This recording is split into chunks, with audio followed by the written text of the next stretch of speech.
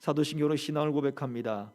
전능하사 천지를 만드신 하나님 아버지를 내가 믿사오며 그 외아들 우리 주 예수 그리스도를 믿사오니 이는 성령으로 잉태하사 동정녀 마리아에게 나오시고 본디오 빌라도에게 고난을 받으사 십자가에 못 박혀 죽으시고 장사한 지 사흘 만에 죽은 자 가운데서 다시 살아나시며 하늘에 오르사 전능하신 하나님 우편에 앉아 계시다가 저리로서 산자와 죽은 자를 심판하러 오시리라. 성령을 믿사오며 거룩한 공예와 성도가 서로 교통하는 것과 죄를 사하여 주시는 것과 몸이 다시 사는 것과 영원히 사는 것을 믿사옵나이다. 아멘.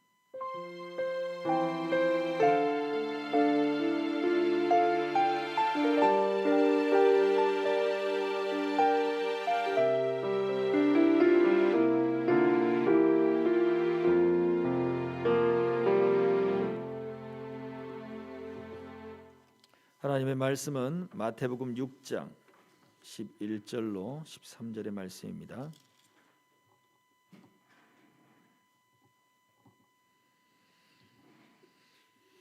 봉독하겠습니다. 오늘 우리에게 일용할 양식을 주옵시고 우리가 우리에게 죄 지은 자를 사하여 준 것 같이 우리 죄를 사하여 주옵시고 우리를 시험에 들게 하지 마옵시고 다만 악에서 구하시옵소서. 나라와 권세와 영광이 아버지께 영원히 있사옵나이다. 아멘. 말씀 하나 더 찾아봅니다. 누가복음 22장 31절로 43절 봉독하겠습니다. 시몬아 시몬아 보라 사탄이 너희를 밀가부르듯 하려고 요구하였으나 그러나 내가 너를 위하여 내 믿음이 떨어지지 않기를 기도하였노니 너는 돌이킨 후에 네 형제를 굳게 하라. 그가 말하되 주여 내가 주와 함께 오게도 죽는 데에도 가기를 각오하였나이다. 이르시되 베드로야 내가 네게 말하노니 오늘 닭 울기 전에 네가 3번 나를 모른다고 부인하리라 하시니라. 그들에게 이르시되 내가 너희를 전대와 배낭과 신발도 없이 보냈을 때에 부족한 것이 있더냐. 이르되 없었나이다. 이르시되 이제는 전대 있는 자는 가질 것이요 배낭도 그리하고 검없는 자는 겉옷을 팔아 살지어다. 내가 너희에게 말하노니 기록된 바 그는 불법자의 동류로 여김을 받았다 한 말이 내게 이루어져야 하리니 내게 관한 일이 이루어져 감이니라. 그들이 여짜오되 주여 보소서 여기 검 둘이 있나이다. 대답하시되 족하다 하시니라. 예수께서 나가사 습관을 따라 감난산에 가시매 제자들도 따라갔더니 그곳에 이르러 그들에게 이르시되 유혹에 빠지지 않게 기도하라 하시고 그들을 떠나 돌 던질 만큼 가서 무릎을 꿇고 기도하여 이르시되 아버지여 만일 아버지의 뜻이거든 이 잔을 내게서 옮기시옵소서. 그러나 내 원대로 마시옵고 아버지의 원대로 되기를 원하나이다 하시니 천사가 하늘로부터 예수께 나타나 힘을 더하더라. 아멘.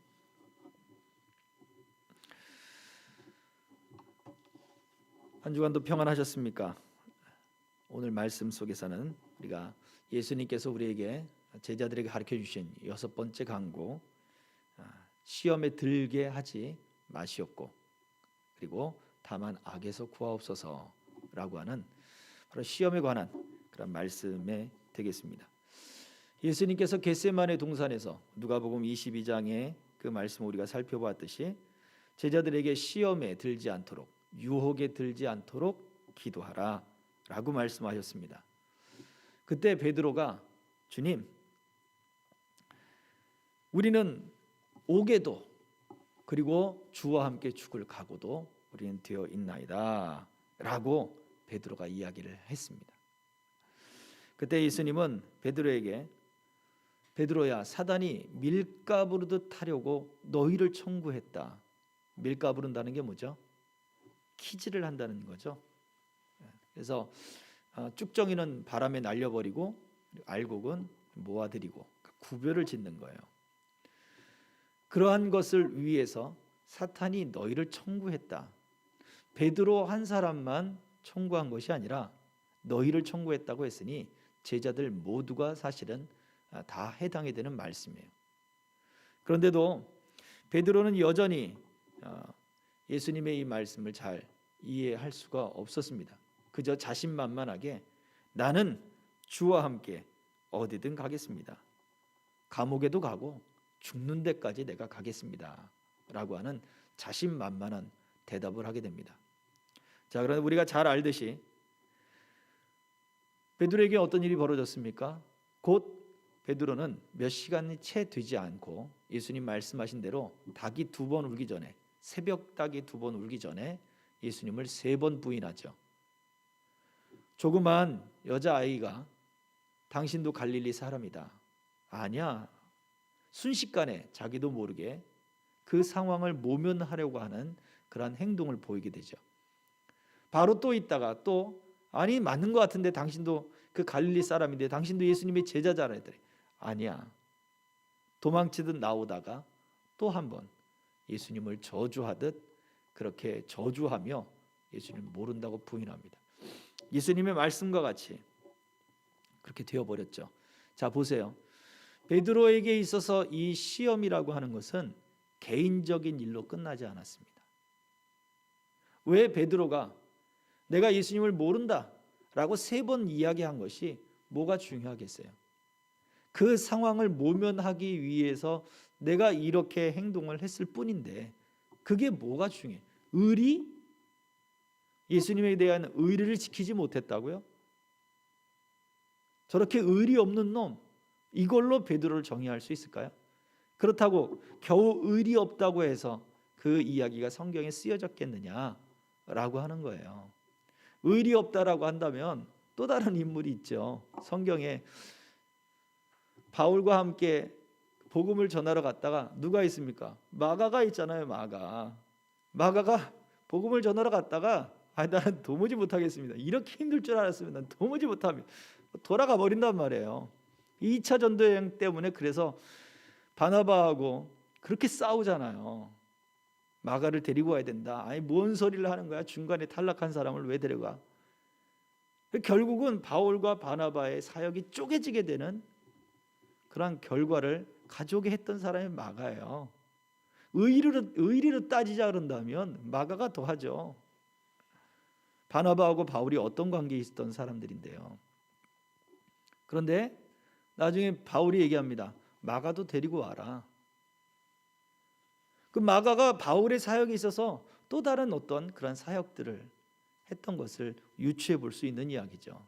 자, 어쨌든 이것이 단순히 개인적인 어떤 친분이나 윤리적인 어떤 관계들 이것으로만 이야기를 한다면 성경에는 이게 다분히 또 뭐 사람 사는 이야기지만 사람 냄새만 풀풀풀 나는 그런 이야기가 될 뿐이에요. 그냥. 그런데 왜 베드로가 부인한 것을 그렇게 성경에서는 강조를 하고 있느냐라고 하는 거죠. 베드로는 시험에 넘어져서 어떻게 해요? 결국 예수님을 모른다 하는 데까지 가버렸죠. 예수님을 모른다 하는 일로서 끝난 것이 아니고 예수님이 십자가에 못 박혀 죽으시고 부활하신 그 사건이 왜 우리에게 중요합니까? 복음이 전파가 되는 거잖아요. 복된 소식이에요. 하나님의 소식이고 우리를 구원하는 소식이에요. 베드로와 그의 제자, 베드로와 또 예수님의 12 제자들, 이 사람들을 사단이 밀가부르듯 하려고 청구한 이야기가 뭐예요? 하나님의 복음을 전하는 그 증인들, 이 증인들을 다 파괴해버리겠다는 거예요. 베드로가 시험에 넘어진 것은 개인적인 의리, 도덕적인 어떠한 관계, 윤리적인 어떠한 그런 책임들 이것들을 저버렸기 때문에 그의 시험이라고 말하는 것이 아닌 거예요. 베드로가 예수님을 부인하고 나면 이제 무엇을 합니까? 실망해서 어떻게 돼버려요? 복음을 증거하는 증인의 역할을 감당하지 못한다는 데에 큰 문제가 있는 거예요. 누가 그 모습을 보여주었습니까? 베드로와 똑같이 예수님을 팔았던 가룟 유다가 있죠. 그러면 가룟 유다는 더 큰 죄고 베드로는 더 작은 죄입니까? 아니란 얘기예요. 두 사람의 이야기가 동시에 등장합니다. 가룟 유다는 뉘우쳤어요. 내가 잘못했구나. 내가 지금 큰 일을 했구나. 자기의 잘못을 고쳐보려고 행동합니다. 돈도 다시 갖다 줘보고, 이거는 있을 수가 없는 일이다. 이미 끝난 일이죠. 이미 벌어진 일이죠. 가룟 유다는 거기에서 실망하고 스스로 목숨을 끊어버립니다. 가룟 유다가 스스로 목숨을 끊어버린 그 사건에서 가룟 유다는 더 이상 예수 그리스도의 증인이 될 수 없는 거예요. 베드로는요, 예수를 부인했던 그 베드로가 어떻게 됩니까? 다시 주님 앞에 나아가 다시 사명을 받고 성령을 받고, 그리고 그가 복음의 증인으로 서게 되는 거예요. 부활하신 예수님이 왜 곧장 하늘로 가시지 않고 왜 제자들을 만나셨냐 이거죠. 왜 그들을 40일 동안이나 예수님 만나시면서 그들의 마음을 뜨겁게 하시면서 말씀을 가르쳐 주시고, 말씀 안에 있는 자기 자신에 대한 그 모든 말씀들을 깨우쳐 주시고서 그리고서는 하늘로 올라가셨느냐라는 거예요. 복음의 증인이 되게 하는 것이기 때문에 그렇습니다. 그래서 시험이라고 하는 것은 우리의 개인적인 사정들, 우리의 개인적인 윤리적인 문제의 이 부분을 뛰어넘는 것들이에요. 베드로에게 있어서 이 시험이라고 하는 것은. 그래서 이 베드로의 시험은 결코 작은 데 있지 않습니다. 또한 우리가 생각해 볼 수 있는 관점이 있죠. 사탄이 왜 베드로를 시험했느냐 라고 했을 때, 베드로를 우리가 여태까지 말씀드린 대로 개인적이거나 어떤 윤리적인 어떠한 측면에 있어서 베드로를 무너뜨리기 위해서 이 목적을 가지고 있는 것이 아닌 거예요. 사탄의 시험의 목적은 어디에 있습니까? 그는 베드로가 사도로서 복음을 증거하는 증인으로서 예수 그리스도의 그 복음의 증인으로서 사역하지 못하도록 막기 위한 것이 바로 사탄의 목적이었던 거예요. 그것이 사탄의 시험입니다. 예수님께서 겟세마네 동산에서 직접 기도하는 본을 보여주셨어요. 땀이 땅에 떨어지는 핏방울 같이 되도록 기도하는 모습을 보여주셨고, 또 내 원대로 하지 마시고 아버지의 뜻대로 되기를 원하나이다 하는 기도의 모습을 보여주셨고, 그렇게 기도할 때 천사가 나타나서 예수님의 그 기도에 힘을 더하는 모습을 보여주셨습니다. 우리가 시험을 당할 때, 악한 자의 그 시험 가운데, 사단의 시험 가운데 우리에게 기도의 본을 보여주신 것, 기도가 우리의 무기다 라고 하는 모습을 보여주신 것, 거기서 멈추지 않고 예수님은 내가 너희를 위하여 기도했다. 밀가부르듯 하려고 사단이 청구를 했지만 예수님이 그 제자들이 넘어져도 다시 일어나 그 하나님의 사역, 복음의 사역을 이어나갈 수 있도록 내가 기도했다 라고 하는 것을 말씀해 주셨어요. 천사가 예수님의 그 기도에 나타나 예수님의 힘을 돕듯 예수님의 그 기도가 제자들의 그 넘어짐 가운데, 그리고 그 연약함 가운데, 그리고 그 악한 자의 그 시달림 가운데 그들을 무너뜨려 하나님의 복음이 멈춰지려고 하는 그때에 예수님의 기도는 이미 그들을 돕고 있는 거였습니다.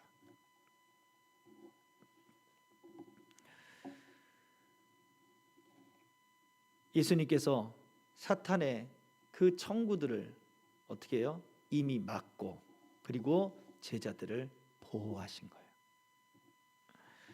자, 여기에서 우리가 이 시험의 성격들을 생각해 보아야 된다는 거죠. 예수님의 이와 같은 제자들을 보호하시는 그 보호 때문에 어떻게 해요? 계속해서 그 복음을 증거하는 일이 이어지게 했습니다.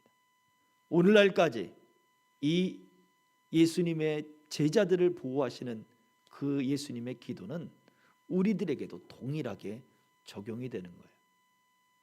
그래서 이 시험이라고 하는 부분이 개인적이거나 우리가 윤리적인 어떤 그런 부분에만 생각할 것은 아니라고 하는 거예요. 이 부분을 조금 더 살펴보기 전에 우리 예수님의 시험에 대한 본질을 한번 생각해 봐야 돼요. 예수님이 받으셨던 시험의 본질은 무엇이냐? 그 예수님은 우리들에게 오셔서 시험을 당하셨을 때 바리새인들이 끊임없이 예수님을 시험합니다. 그죠? 끊임없이 예수님을 시험해요. 성경에 보면 복음서에는 그런 이야기들이 많이 등장합니다. 바리새인, 사두개인, 서기관들 이런 사람들이 끊임없이 예수님을 시험해요.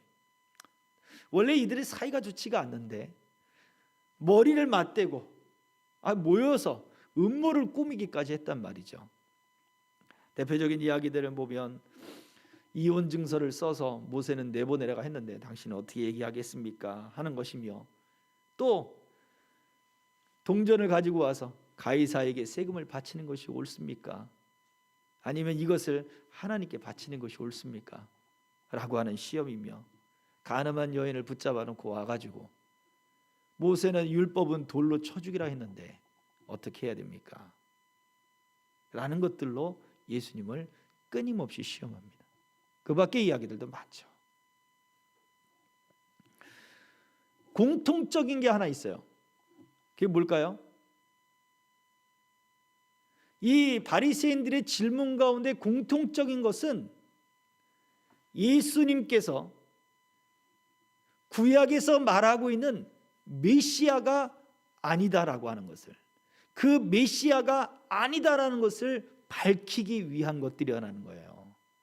이혼 증서를 써서 주라고 했던 그것도 매몰차게 너희도 이혼 증서를 써서 주라, 율법대로 해라 그러면 저게 어떻게 메시아냐 그러겠죠. 세금 문제도 마찬가지였죠. 그러면 정치적으로 엮어가지고 예수님을 로마로 압송시키거나 그렇게 하기 위해서 했던 부분들 있고, 가늠한 여인도 마찬가지죠. 율법대로 해라 그러면 사랑이 없다 그럴 것이고, 풀어줘라 그러면은 하나님의 율법을 다 무시한다 할 것이고, 이게 어떻게 메시아냐 그러겠죠. 결국 모든 것이 예수님을 그리스도로, 메시아로, 같은 말이죠, 그 그리스도로 보내주셨다, 그분이 메시아로 오셨다라는 것을 부인하게 만드는 거예요. 부인하게 만드는, 저분은 메시아가 아니야. 바로 그 흠을 잡기 위한 질문들이 다 바리새인들이 예수님을 시험했던 내용들입니다. 광야에서 예수님이 사역을 시작하기 전에 광야에서 사단에게 뭘 받았다 그랬죠? 시험을 받았다고 성경은 이야기합니다. 근데 그 성격이 같아요. 광야에서 예수님이 시험을 받을 때도 메시아로서의 그 자격을 흠집내기 위한 것들이었어요. 하나님과의 관계를 깨뜨리기 위한 것들이었고, 그리고 구원자로서, 그리스도로서 이 땅에 하나님이 보내신 복음이 아닌 세상의 부귀를 쫓도록 만들, 세상의 형편들을 쫓도록 만들었잖아요. 사단이 그렇게 유혹하고 말씀도 교묘하게 바꿔서 하나님과의 신뢰가 깨지도록 그렇게 작전을 꾸몄단 말이에요. 반대로 이 바리새인들과 사두개인들과 서기관들은 어떻습니까? 그들은 말씀을 연구하는 사람들이고 끊임없이 기도하는 사람들이고 끊임없이 하나님의 율법과 그 말씀대로 살려고 애쓰는 사람들이었어요. 그런데 이들이 사탄의 도구가 됐어요. 왜?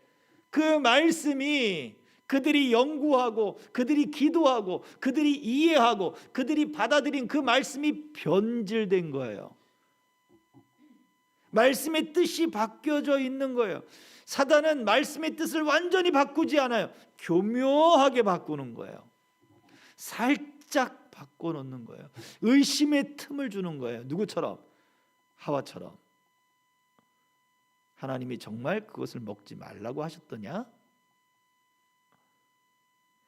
하와가 가지고 있는 그 틈에 살짝 생각만 던져준 거예요. 가룟 유다도 마찬가지죠. 예수를 팔 생각을 넣어줬다라고 성경은 이야기하고 있는데, 요한복음.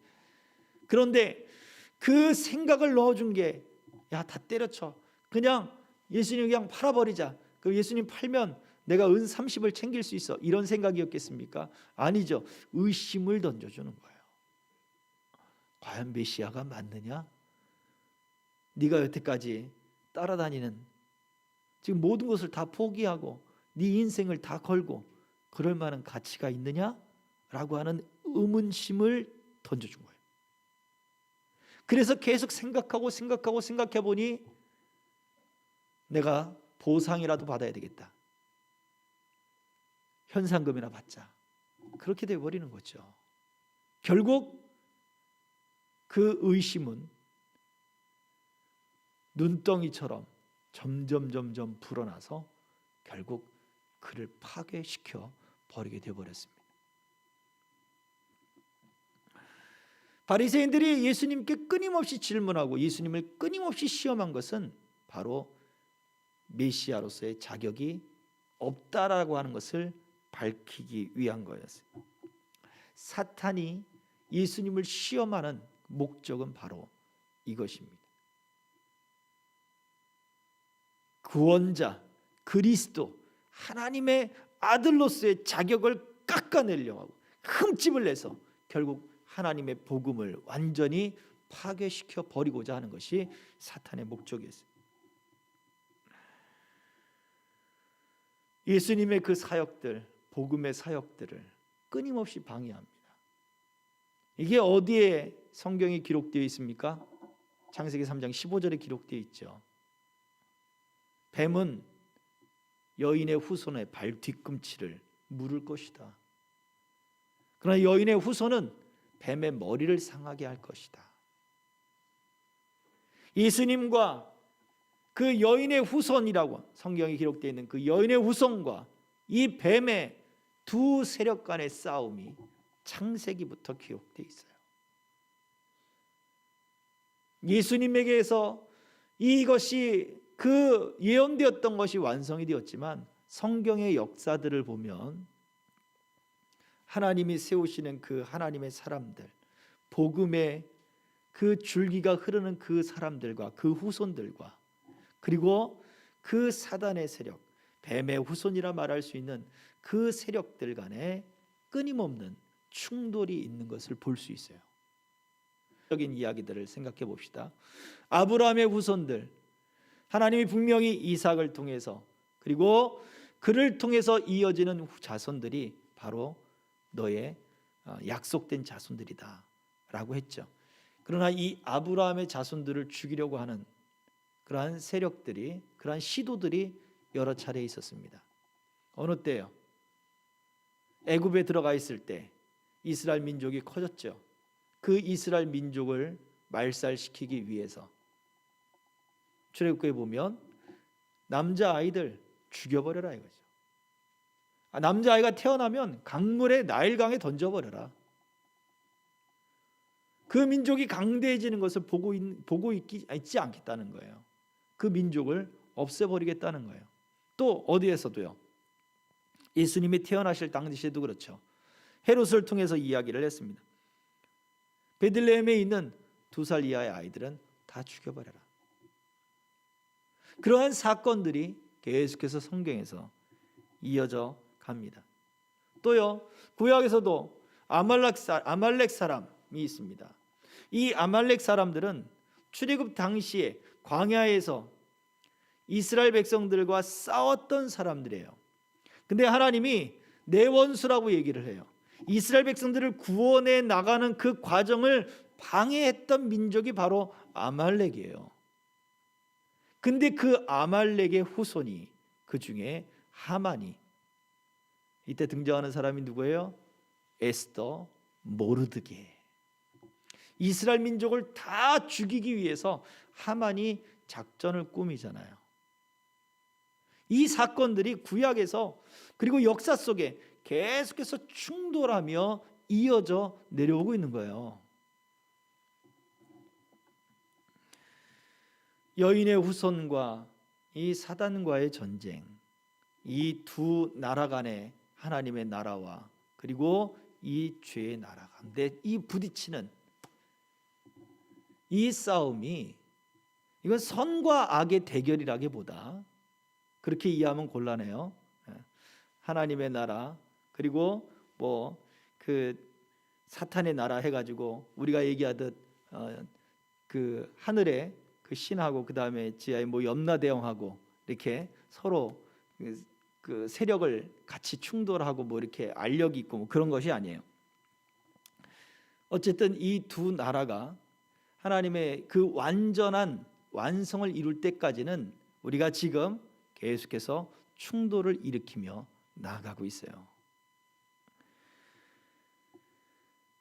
하나님은 그 사단을 완전히 멸하시기 위하여 지옥을 준비해 놓으시고, 그리고 그 마지막 심판의 그 때를 보시면서 지금 우리에게 우리의 삶을 살 것을 말씀해 주고 있는 것이 성경의 이야기입니다. 이 땅을 살고 있는 저와 여러분들에게는, 그래서 우리가 느끼기에는 하나님의 나라와 그리고 사탄의 나라가 충돌하는 것으로 느껴진다는 거죠. 이미 하나님은 사단에게 심판을 내리셨어요. 이미 결론을 내리셨다고요.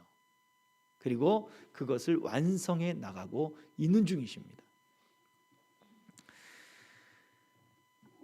하나님의 아들이 그래서 이 땅에 나타나신 것은, 성경은 이야기합니다. 요한일서 3장 8절 제가 읽어드립니다. 죄를 짓는 자는 마귀에게 속하나니 마귀는 처음부터 범죄함이라. 하나님의 아들이 나타나신 것은 마귀의 일을 멸하려 하심이라.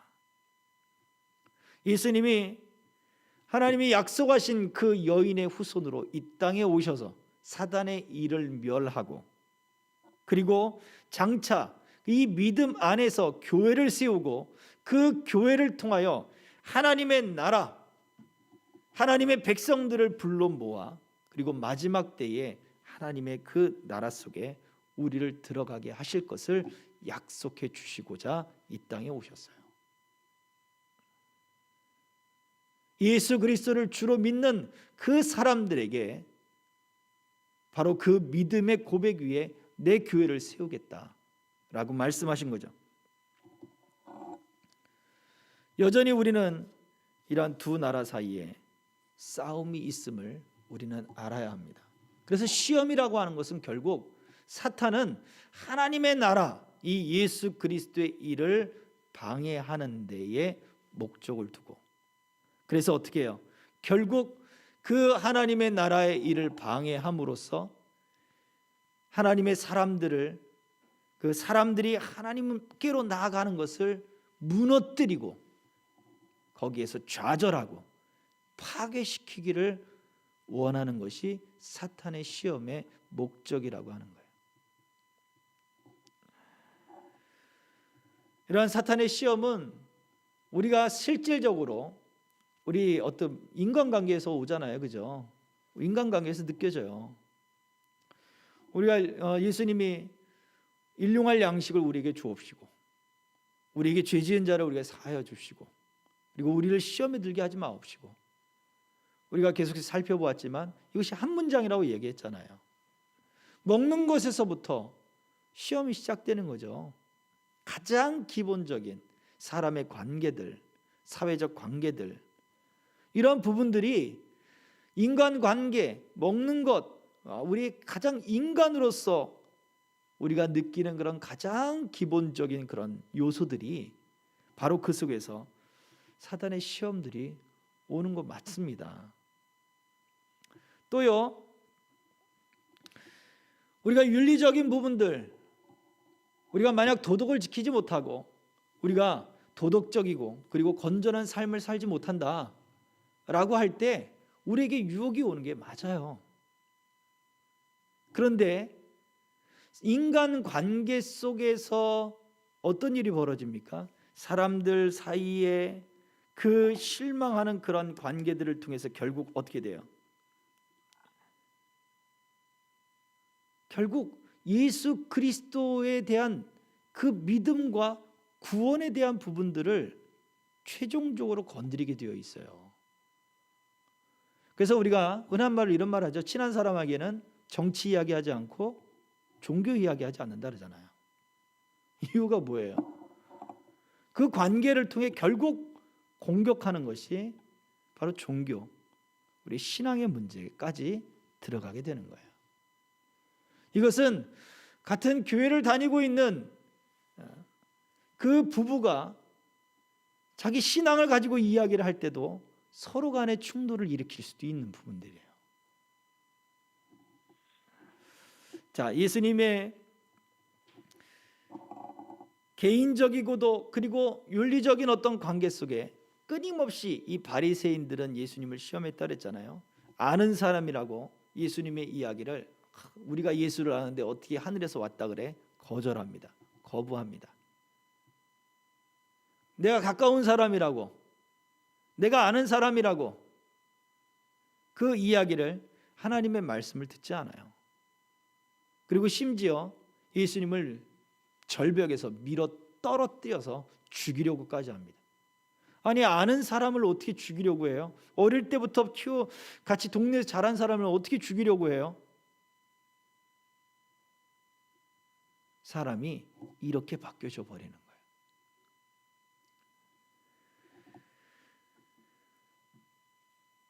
이유는 바로 부도덕하고 그리고 윤리적이지 못한 그들의 모습 속에서는 어떻게 됩니까? 사람이 본성적으로 죄를 좋아해요. 그래서 그 마음이 깨끗하지 못하고 그 마음이 거룩하지 못하면 하나님을 미워하게 되어 있어요. 그래서 하나님과 멀어집니다. 이것이 사람들의 가장 기본적인 본성의 모습이에요. 그래서 우리가 아는 사람이라고, 우리가 쉽게 접근할 수 있다고, 또는 어떤 인간적인 관계 속에서 그냥 그렇다고 해서 그렇게 쉽게 사람들을 대해버리고 그렇게 복음에 대해서 가볍게 여기게 만들거나, 아니면 어떤 그러한 잘못들을 통해 집요하게 그 잘못에 계속해서 넘어지게 만들므로써 하나님과 점점 더 멀어지게 만들어 버리는 거죠. 결과적으로 하나님과 멀어지게 만드는 데에 목적이 있다라고 하는 거예요. 그래서 단순히 우리가 생각할 때 우리 이 죄 문제에 대해서 내 중심으로 생각하면 절대 안 된다는 얘기예요. 말씀을 정리할 거예요. 내 중심적으로 우리가 시험이라고 얘기할 때 우리는 그렇게 생각합니다. 나를 넘어뜨리려고 한다거나, 내가 아니면 어떠한 일들을 하려고 하는데 그 일들을 못하게 하는 것들이 다 시험이라 생각해요. 내 중심으로 생각하니까, 내 개인적인 어떤 감정으로 생각하니까, 그리고 내 어떠한 물론 나는 이 일을 해서 하나님께 헌금도 많이 할 거고, 나는 이 일을 해서 내가 봉사도 할 거고, 내가 이 일을 많이 해서 내가 교회를 위해서, 주를 위해서 이런 일들을 하려고 해 라고 우리는 이야기하지만, 가만히 돌이켜보면 대부분의 경우들은 다 내 중심적인 생각, 내 중심적인 사고에서 나라와 함께하지 않는 사람들은 지금 나를 다 시험하는 존재들로 그렇게 여기는 경우들이 많다고 하는 거예요. 서두에서 말씀을 드렸습니다만, 베드로가 단순히 예수님을 부인했다고 해서, 의리를 저버렸다고 해서 그가 시험을 당한 것이 아니죠. 베드로의 넘어짐을 통해서 그는 그리스도의 복음을 증거하는 그 일에서 멀어져 버리게 만드는, 하나님의 나라의 복음이 계속해서 증거되어야 되는데, 예수님이 부활하신 이후에, 그리고 예수님이 승천하신 이후에 계속해서 제자들을 통해서 복음이 전파되어야 되는데 그 일을 막아버리는 것이 바로 사탄의 시험이란 말이에요. 시험이라는 것은 결국 우리는 우리 개인적인 어떠한 불충족, 개인적인 어떠한 윤리적인 불만족, 그런 관계 속에 드러나서 내 중심적으로 생각하는 것이 우리는 시험이라 생각해요. 그러나 결코 그것은 시험이라 말할 수 없다라는 거예요. 그 부분에 대해서는 오후에 저녁 예배 때 조금 더 이야기를 나눠보려고 합니다. 시험에는 두 가지가 있잖아요. 그런데 시험을 하는 주체가 누구냐, 주체가 누구냐에 따라 이 시험을 다르게 해석이 되고 있다는 거죠, 성경은. 그런데 오늘 오전에 이야기하고 있는, 말씀을 나누고 있는 이 사탄의 시험 같은 경우에 우리가 생각할 때 내 중심적으로 내가 시험을 당하고 있다. 나와 함께하는 사람, 나를 좋게 대해주는 사람들은 시험을 주는 사람이 아니지만, 나와 함께하지 않고 나를 못되게 대하는 사람들, 인간적인 관계든지 아니면 윤리적인 것들을 통해서 나를 자꾸 미혹해서 나를 넘어지게 한다든지, 이러한 것들을 여태까지 우리는 다 이것이 시험이라고 우리는 그렇게 말해왔단 말이죠. 근데 오늘 우리가 시험에 대한 개념을 분명히 세워야 됩니다. 시험은 내 중심적인 것이 아니에요. 사탄도 우리 사람, 나를 중심적으로 어떠한 그러한 관계라든지 아니면 그런 윤리적인며 도덕적인 그러한 부분에서 단순히 우리를 거기에서만 넘어지게 하는 데 목적을 갖고 있지 않아요. 하나님의 나라를 무너뜨리는 데 목적을 갖고 있어요. 이게 시험입니다. 만약 우리가 사람과의 관계 속에서 예수 그리스도를 나타내는 그 증인으로서 살아야 되는데 이것을 무너뜨린 일을 하고 있다, 그러면 그게 시험인 거예요. 너 교회 다니지? 분명히 알아요. 한 잔 먹어봐. 이거 한 잔 되지 않아? 그런데 내가 그 사람들에게 나는 하나님의 사람으로서 나타내 당당했던 그런 부분들을, 그것들을 깨뜨리는 것이다 라고 할 때 이게 시험이 된다는 거예요. 하나님의 나라를 파괴시키는 것, 그리스도의 복음이 전파되는 것을 막아서는 것, 우리는 그 일에 있어서는 이게 시험이 돼요. 이게 개인적으로 오기도 하고 물론 윤리적으로 오기도 해요. 그런데 하나님의 나라와 복음과 관계되지 않는 내 중심적인 일에 있어서 우리가 시험이라고 말을 해서는 안 된다는 거예요. 이거 의미를 잘 생각하셔야 됩니다. 내 중심적인 사람은, 나를 해코지 하는 사람은 다 시험거리들이라고 말을 한다는 얘기예요. 그건 시험이 아닐 거예요. 대부분의 경우 자기 감정이 좋지 않은 거지 시험이 아니라고요. 그러나 그 관계를 통해 하나님의 나라를 무너뜨리고 복음을 증거하는 일을 무너뜨리고 신앙이 무너지게 만드는 그러한 일이다, 예수 그리스도를 부인하게 만들고 파괴시키는 일이다 라고 할 때는 이게 시험이 되는 거예요. 예수님이 성경에서 예수님이 당했던 모든 시험들은 이미 말씀드렸습니다. 메시아가, 예수님이 메시아다, 예수님이 그리스도다라고 하는 것을 다 깨뜨리는 일들이었어요. 그게 예수님을 잘 아는 사람들, 동네 사람들, 그리고 예수님을 도덕적으로 깎아내려고 하는 사람들도 다 거기에 포함된 거예요.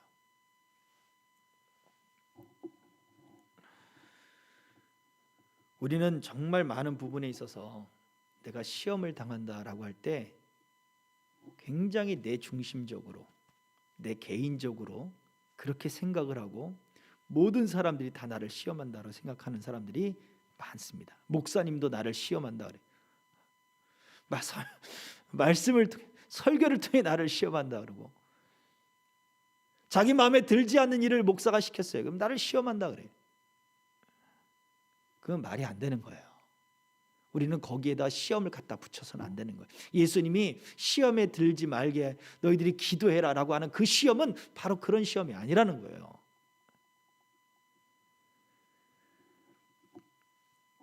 시험은요, 내가 하나님께 속했느냐, 내가 사탄에게 속했느냐, 내가 교회에 속했느냐, 내가 세상에 속했느냐, 내가 말씀 안에 속했느냐, 내가 그냥 윤리적인 관계에 속했느냐, 이것이 드러나게 만들어버리는 거예요. 사단이 밀가부르듯 하는 것은 바로 그런 거예요.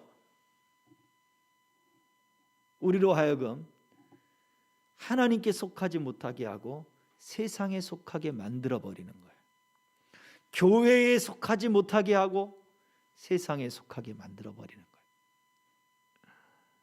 우리로 하여금 말씀의 진리 안에 속하지 못하게 하고 그냥 도덕적인 교훈 안에 속하게 만들어버리는 거예요. 이게 시험이에요. 그러므로 우리가 시험을 당한다라고 할 때 그냥 나에게 못된 사람, 나를 가슴 아프게 하는 사람, 내게 무거운 짐을 지게 하는 사람, 그런 사람들이 시험이라 말하지 마세요. 그걸 내 십자가라고 말하지 마세요. 사단이 주는 시험은, 성경이 말하는 예수님이 시험에 들지 말게 기도하라는 그 시험은 나로 하여금 하나님의 나라에 속한 자가 되게 하는 거예요. 나로 하여금 하나님의 말씀에 속하게 하고 나로 하여금 예수 그리스도를 믿는 그 고백 안에, 교회 안에 속하게 만드는 거예요. 아무리 윤리적이고 아무리 고상한 일을 한다고 그거를 누가 막아서서 나를 시험하고 있다고 우리는 거기에다가 시험을 갖다 붙여서는 안 됩니다. 그런 일을 당할 때 혹시 여러분의 이런 어려움이 있을 때 생각해 보세요. 나는 하나님께 속하고 있느냐? 나는 지금 그 말씀에 속하고 있는가? 나는 예수 그리스도를 믿는 그 믿음의 고백으로 나는 지금 교회에 속해 있는가를 여러분 되짚어 보시길 바랍니다. 예수님 말씀하셨어요. 너희가 이러한 사단의 유혹, 시험의 유혹에 빠지지 않길 위해서 기도하라 하셨어요. 누가 기도할 수 있을까요? 자기가 힘 있다고 생각하는 사람은 기도 안 해요. 힘 있는데 뭐하러 기도해요?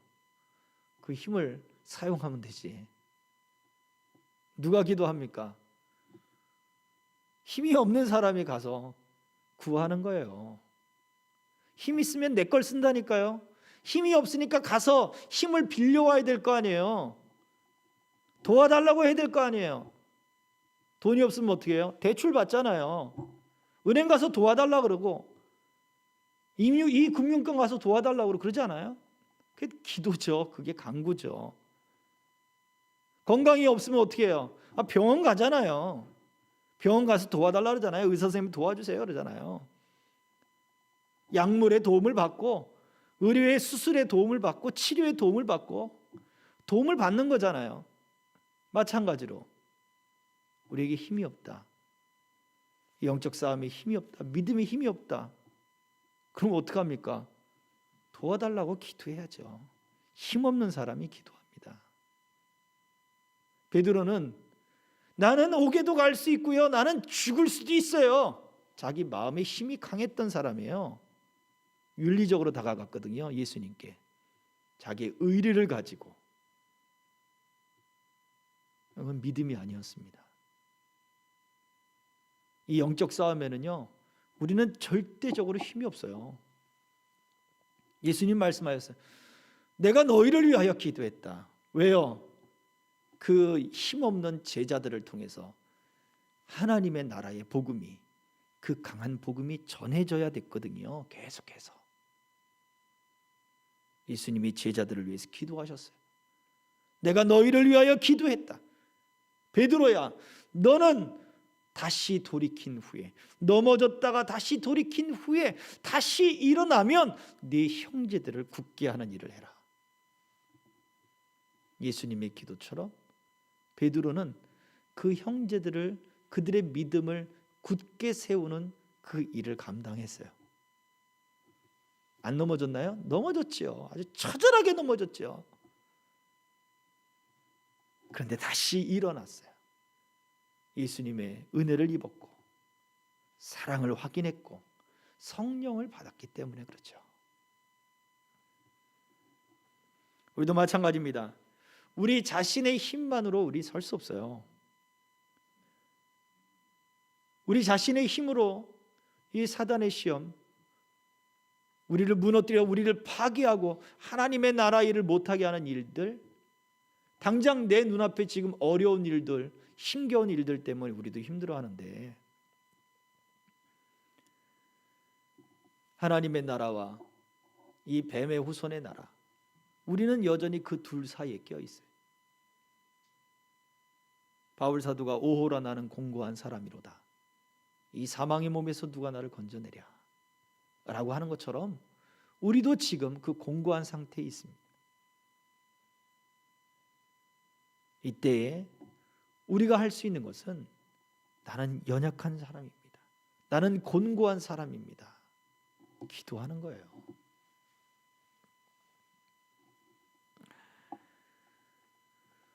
이 예수님이 이것을 말씀해 주시고 기도하시고 본을 보여주신 또 다른 이유는 바로 이러한 싸움은 이미 예수님이 승리하셨다. 내가 너희를 넘어지지 않기 위해서 기도했다는 이야기는 사탄의 모든 그 공격들을 예수님이 다 지금 방어했다는 얘기잖아요. 그 얘기는 뭐예요? 이 싸움은 내 싸움이다. 내 싸움이다. 주님의 싸움이다 이거예요.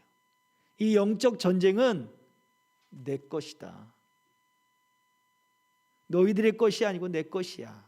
그리고 내가 이미 다 방어를 쳐놨어 라고 말씀하고 있는 거예요.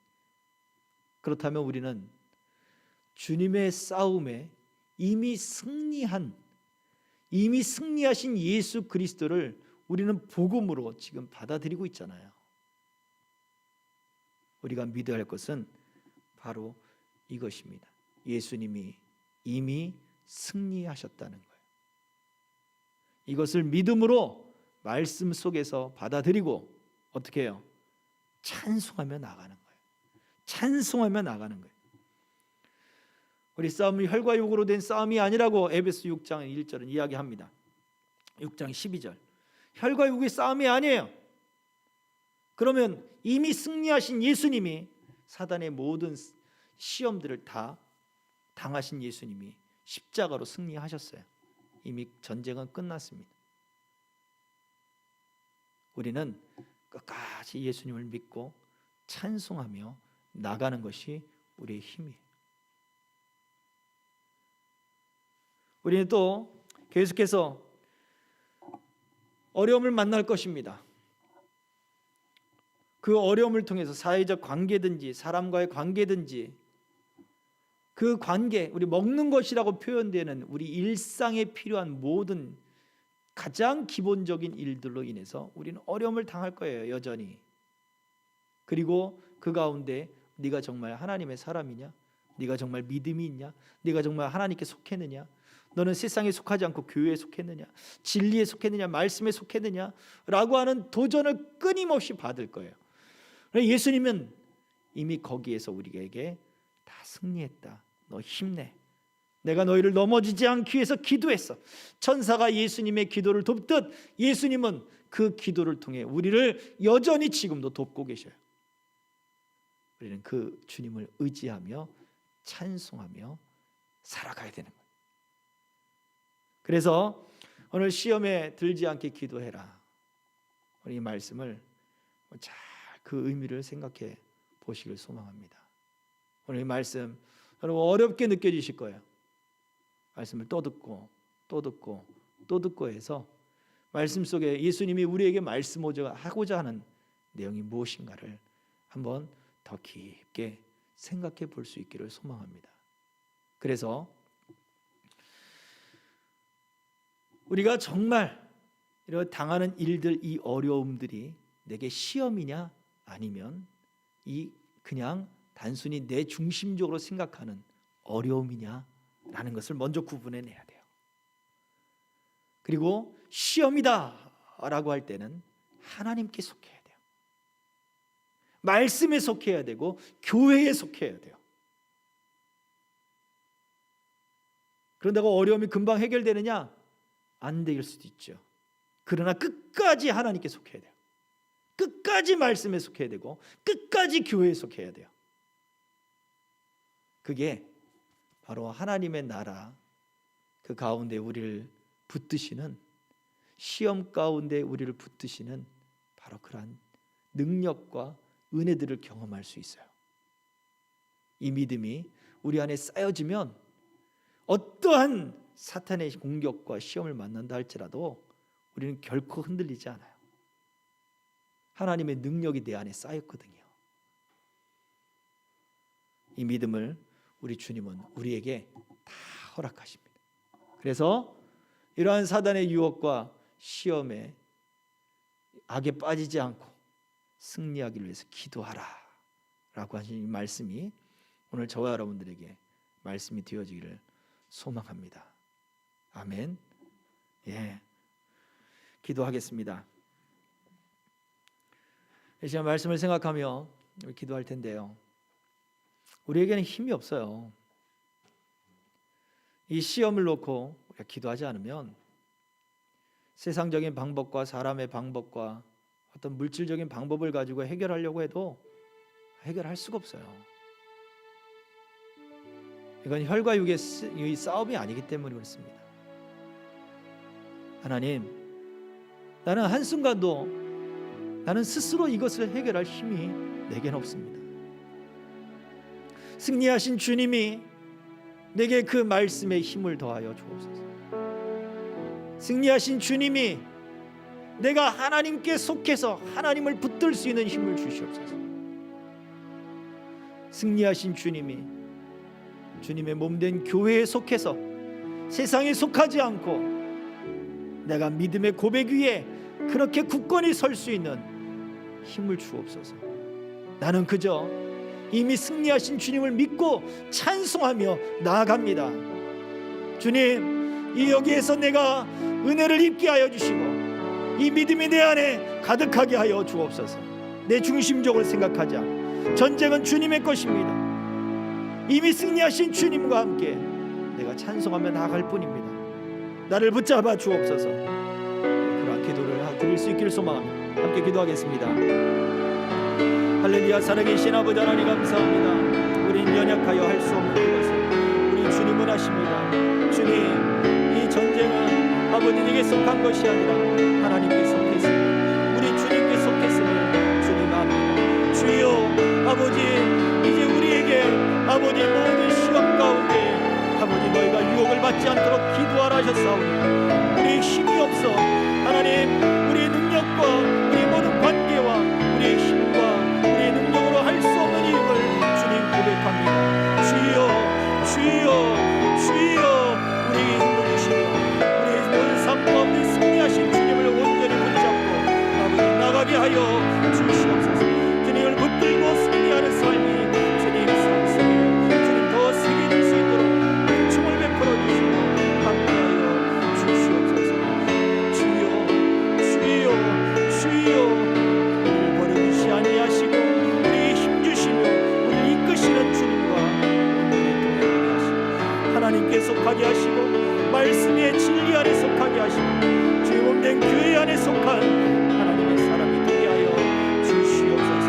주여, 주여, 주여, 붙잡아 주시옵소서.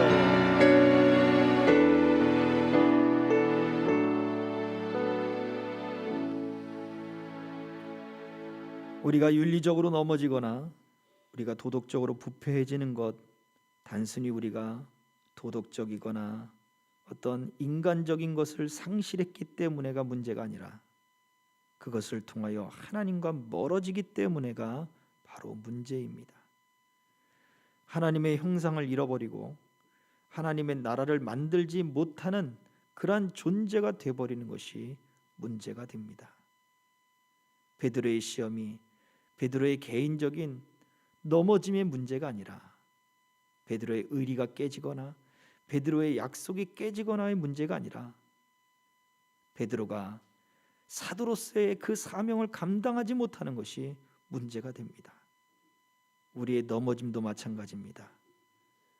우리의 넘어짐도 우리가 하나님의 사람으로 그리고 하나님의 백성으로서 그리스도의 복음을 증거하는 증인으로서의 삶을 살지 못하게 하는 것이 바로 문제가 됩니다.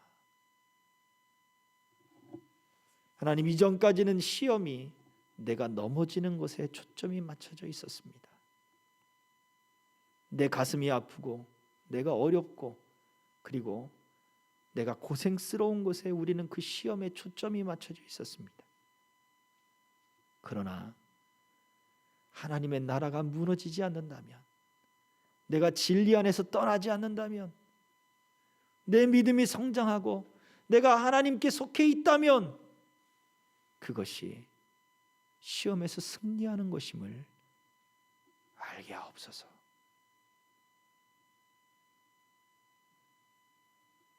하나님의 나라가 무너지지 않는 것이 시험에서 승리하는 것임을 알게 하옵소서. 우리가 시험이라 생각하는 그 어떤 어려움이 온다 할지라도 나는 하나님께 속해 있음을 분명히 알고 진리 안에 속하며 그리스도의 몸된 그 고백 안에 내가 속하게 하여 주시옵소서. 나의 믿음을 붙잡아 주옵소서. 그저 찬송하는 입술이 되게 하옵소서. 우리 이와 같은 것들을 가지고 다시 한번 조용히 주님 앞에 묵상하며 기도합니다.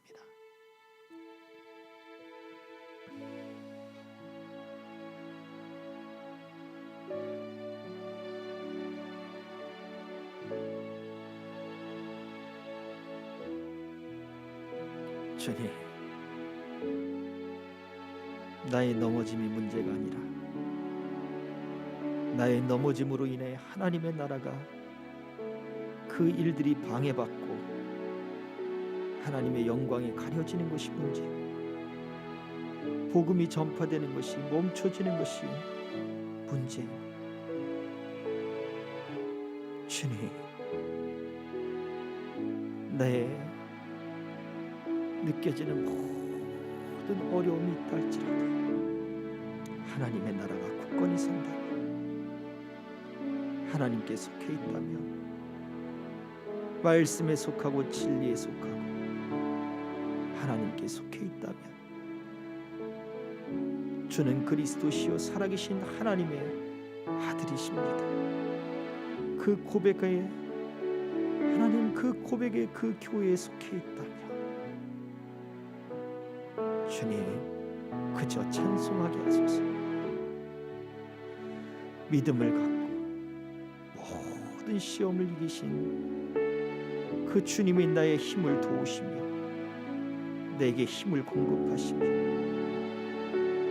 내 능력이 되시는 그 믿음을 갖고 끝까지 진리 안에 서게 하여 주옵소서.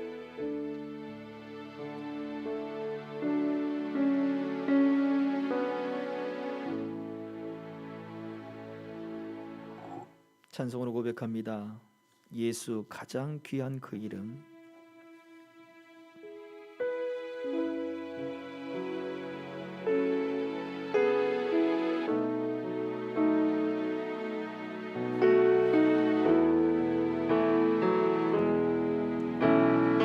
예수 가장 귀한 그 이름, 예수 언제나 기도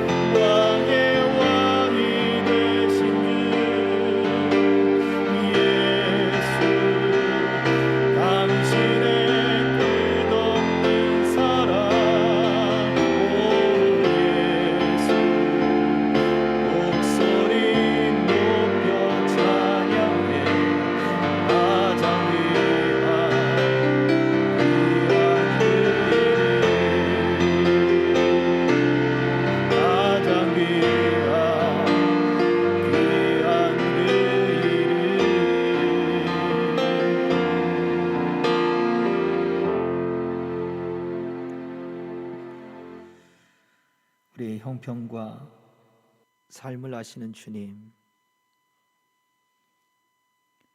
예물 속에 담겨있는 우리의 마음을 받으시고 우리의 기도를 받아 주옵소서. 시험과 유혹에 빠지지 않도록 기도하라 말씀하신 주님, 우리가 시험이 무엇인지 오늘 말씀을 통해 다시 하나님 생각들과 말씀을 정리합니다.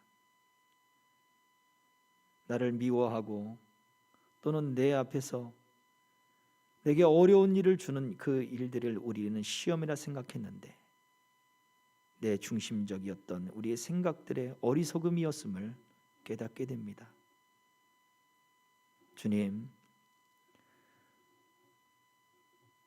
사단의 시험은 하나님의 나라의 일들을 방해하는 것이며 우리가 하나님의 사람으로서 하는 것을 방해하는 것임을 알았사오니 우리가 어떠한 환경이든지 어떠한 형편이든지 하나님의 사람으로 그리고 하나님께 속한 자로 그리스도의 몸된 교회로 그리스도인으로 그리스도의 증인으로 끝까지 찬송하며 승리하며 나아갈 수 있도록 우리를 붙잡아 주옵소서. 우린 힘이 없음에도 베드로처럼 하나님 자신만만합니다. 주님, 우리의 연약함을 발견하게 하시고 오직 우리에게 힘 주시며 사단의 모든 권세를 꺾으시며 깨뜨리시며 이미 승리하신 예수님의 힘을 날마다 공급받기를 위하여 주님, 우리가 기도하게 하시고 그 기도함으로 우리가 이러한 사단의 시험으로부터 끝까지 승리하게 하시고 주님 부르시는 그때까지, 주님 그 앞에 설 때까지 끝까지 주님 이 시험 가운데 넘어지며 파괴되지 않도록 우리에게 힘을 더하여 주옵소서. 우리의 입술에 찬송이 넘치게 하시고 우리 삶 가운데 주를 향한 찬송이 넘치게 하여 주시옵소서. 우리를 붙잡아 주시고 이러한 믿음을 우리에게 더하여 주시고 이러한 시험 가운데 승리하는 하나님 경험들이 더 많아지게 하셔서 믿음의 능력들이 우리 안에 더욱더 강해져 갈 수 있도록 붙들어 주옵소서. 하나님, 물질이 이 세계가 하나님의 세계의 증거가 되게 하옵소서. 행하는 일들마다 능력이 있게 하시고 복이 되게 하시는 이 말씀과 복음의 증거로서 주님 나타나게 하시고 하나님의 영광을 드러낼 수 있도록 하나님의 은총을 베풀어 주시옵소서. 하나님, 아굴의 기도 같은 그러한 모습들이 우리 안에 있게 하셔서 하나님의 영광만 드러내는 우리의 삶이 되도록 우리를 붙들어 주시옵소서. 예수 그리스도의 이름으로 간절히 축복하며 기도하옵나이다. 아멘. 지금은 우리의 구원 되시며 생명 되시며 사단의 모든 괴계를 다 승리하신 우리 예수 그리스도의 은혜와 아버지 하나님의 크신 사랑과 우리를 그 예수 안에 그리고 하나님께 속하며 말씀의 진리 안에 속하도록 우리를 도우시며 탄식하시며 우리를 위해 친히 간구하시는 성령님의 감동, 감화, 교통하심이 이제 그 능력 안에, 믿음 안에 찬송과 감사로 모든 시험을 이기고 또 그 안에서 하나님께 영광 돌리기를 소망하는 남녀종들 머리 위에 저들의 가정과 직장과 생업 위에 이 나라 이 민족 위에 우리 생명길 교회와 선교사님들과 생명길의 모든 동행자들 위에 이제로부터 영원토록 항상 함께 있을지어다. 아멘.